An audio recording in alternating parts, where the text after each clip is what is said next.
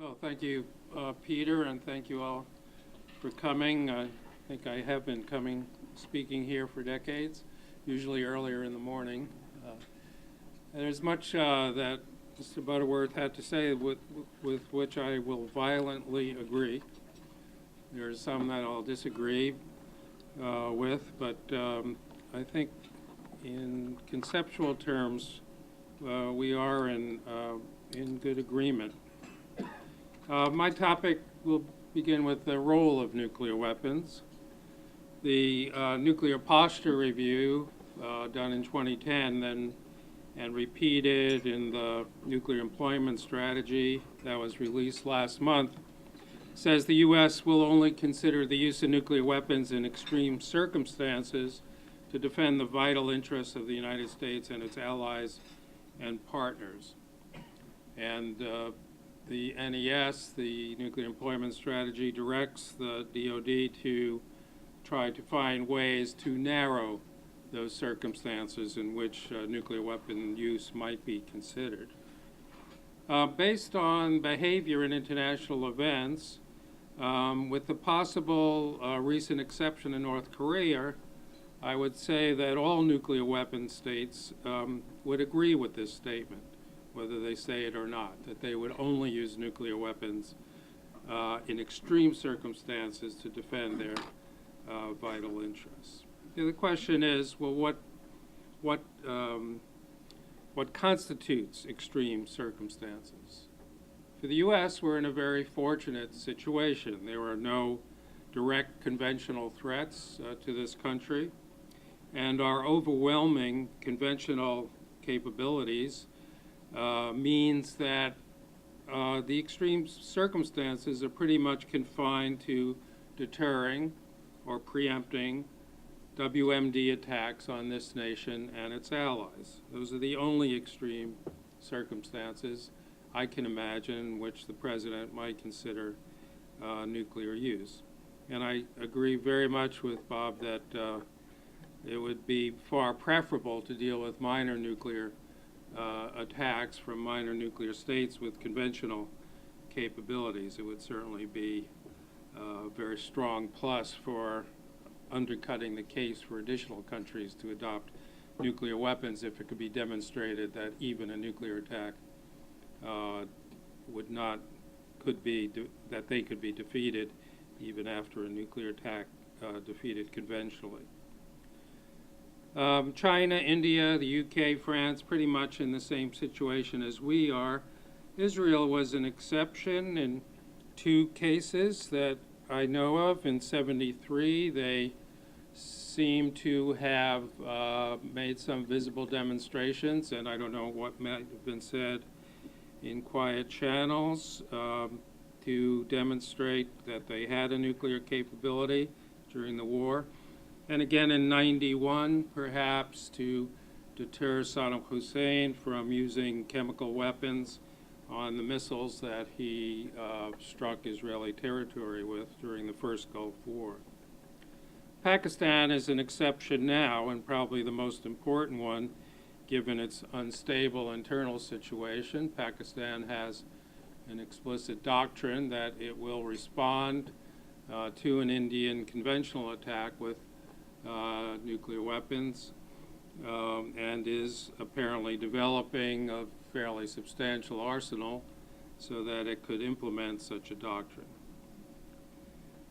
The final possible exception is Russia, of course, and particularly vis-a-vis what it considers its near abroad, conflicts in countries that it used to be part of the Soviet Union or were part of the Warsaw Pact. But the Russian position, Putin's position, his stress on nuclear weapons reminds me very much of President Eisenhower's new look. Determined to cut U.S. defense spending, Eisenhower developed with Dulles the doctrine of massive retaliation, stressed our nuclear capabilities as a way of offsetting our obvious conventional inferiority to the Soviet Union at the time. Eisenhower himself apparently had no intention to use nuclear weapons except in the most extreme circumstances. And several times when Admiral Radford came to him and asked for authorization to at least begin planning to use nuclear weapons in the offshore islands crisis and to save the French at Dien Bien Phu in Vietnam, Eisenhower really kind of laughed them off and said, we're certainly not going to consider anything like that. It's interesting that if his rival, Adlai Stevenson, had been president, he may not have been able to tell the Joint Chiefs to go back across the river and get serious about military options as the general was able to. So nuclear weapons are deterrence weapons for us, deterrence against potential attacks with weapons of WMD, either against us or our allies. I want to agree also with Bob that nuclear weapons are not effective weapons of war.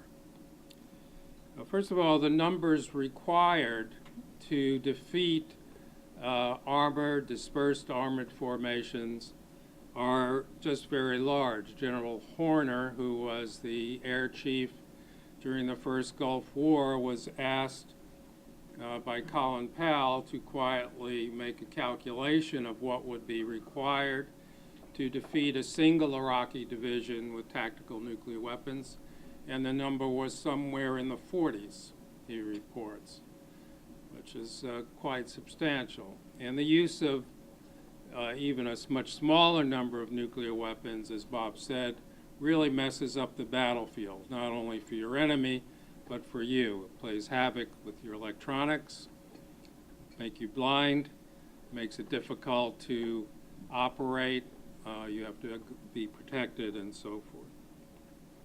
What nuclear weapons are good for are killing large numbers of civilians if they're used against populated areas. But killing civilians doesn't win wars. We've seen this throughout history. And there are many, many examples, but my favorite is the Civil War, the U.S. Civil War, where the Union occupied the Confederates' capital, destroyed Atlanta. This Confederacy fought on, and it was only when the Confederate armies were surrounded at Appomattox and one other place that they surrendered. And there are many other examples of that. So this means that we can size our nuclear forces on the basis of requirements for deterrence. And since Russia's capabilities outnumber all others by an order of magnitude, and will likely continue to do so for many years, looking at the very modest pace of Chinese nuclear modernization program, the requirements to deter Russian strike on us should be the sizing principle, which determines the size of our forces. But again, here let me agree with Mr. Butterworth, deterrence is a very uncertain principle. It's certainly not a law of physics like gravity. Our ability to deter in any particular situation depends on dozens of variables, including each side's perceptions of their and the other's perception of the stakes involved, who is more at stake here, including the ability to threaten things valued by the opponent and to know what it is that he or she values. It depends on the credibility of the threats we can make, on our ability to communicate those threats, on the ability of the other side to hear the threats, for the decision makers to hear the threats, and many, many, many other variables. So it's a very uncertain thing. For example, apparently, given the current administration's policy that we could not live with in Iran with even a single nuclear weapon,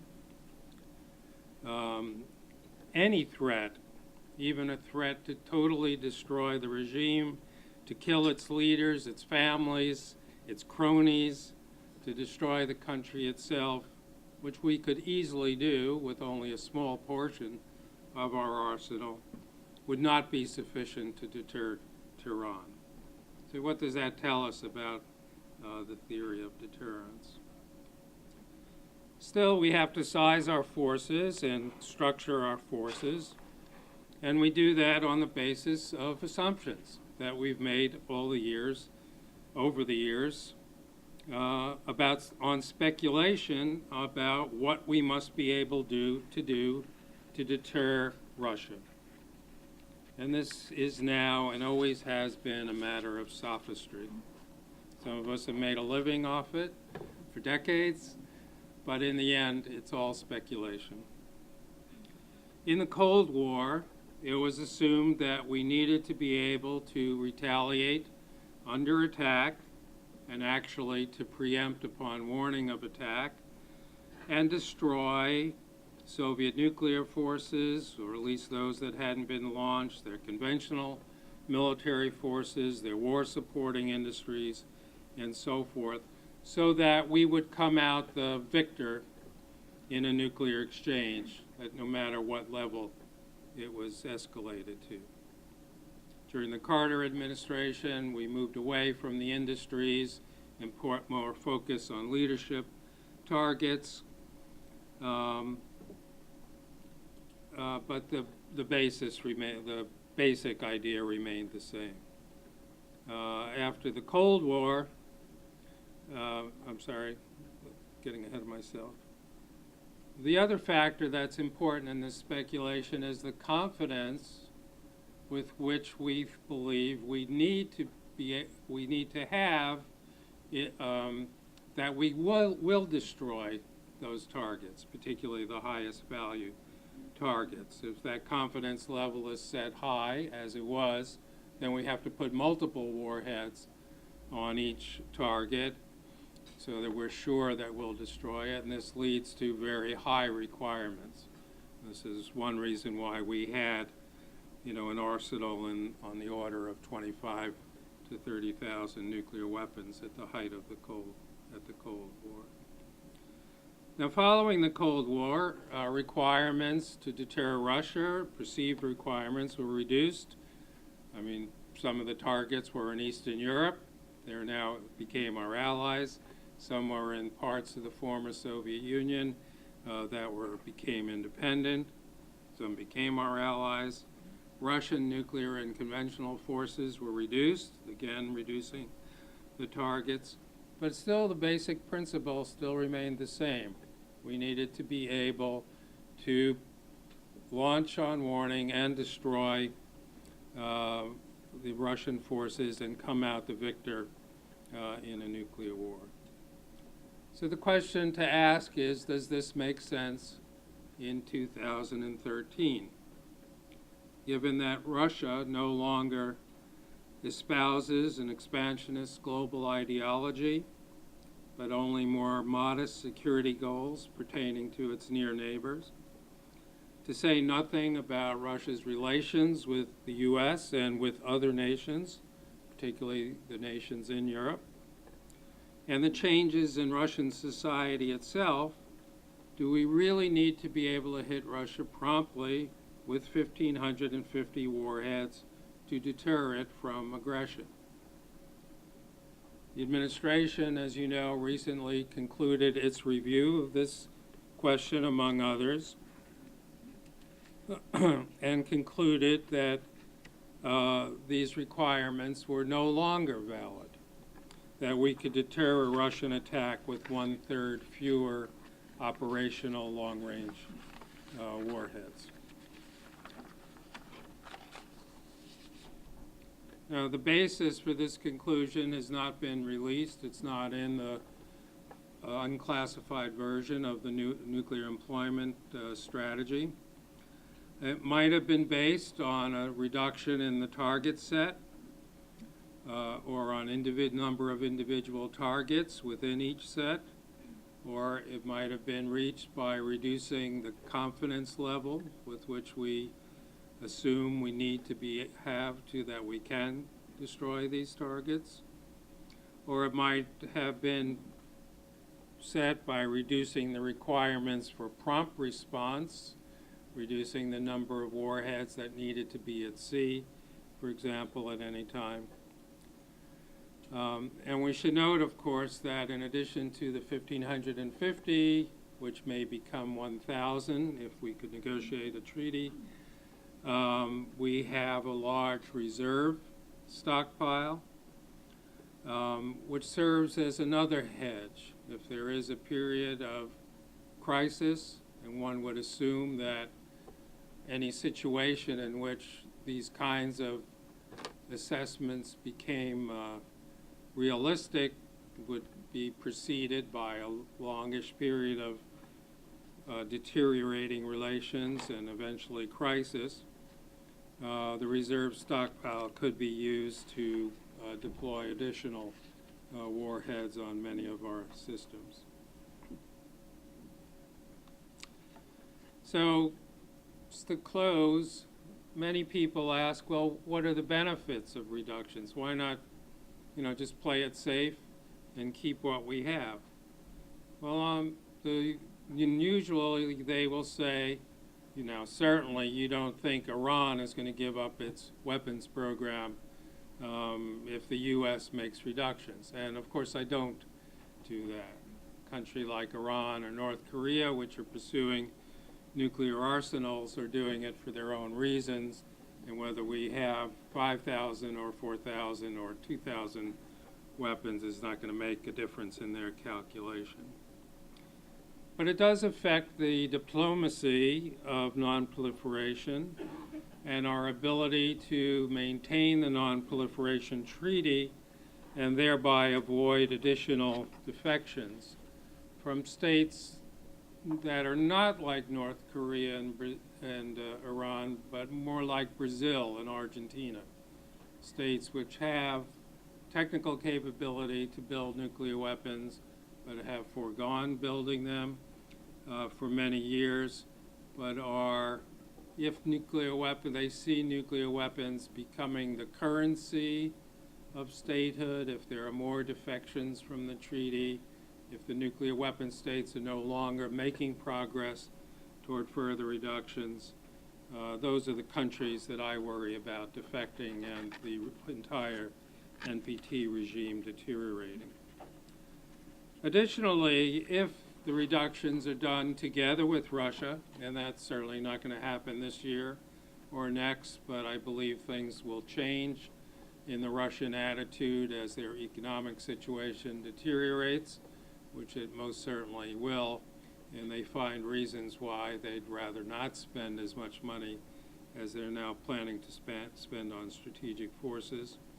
If we are able to reduce our operational warheads together with the Russians, it could rebuild momentum toward the so-called P5 talks.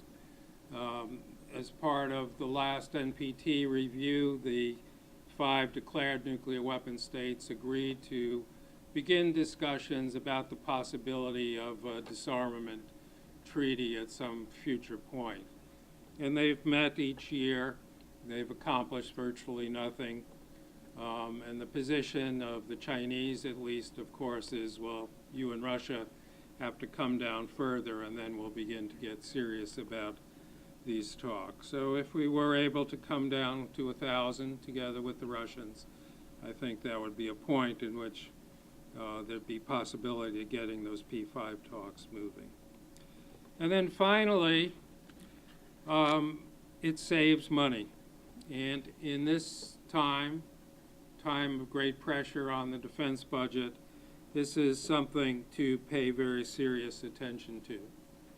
Personally, I would much rather see us spend additional money on conventional forces, the forces that we use on a daily basis, the forces that actually assure our security against the real threats that come from terrorist organizations in the Middle East or other kinds of contingencies, than spend them on nuclear weapons, at least the degree to which we're planning to spend on nuclear weapons for the future. The House in passing its appropriations yesterday, seems to have forgotten something called the Budget Control Act, which is the law of the land and which will mandate the sequester again next year in 2014 and again in 2015 if they continue to ignore this, forcing the department to make very unwise decisions that lead to a hollowed out force and the kind of short-term things that are being done. Far better in my mind would be to plan a realistic budget, one which fits under the mandated caps on defense spending. And in that kind of situation, I'd rather see on the margin funds shifted from nuclear forces to the conventional forces. And with that, let's open it up for questions.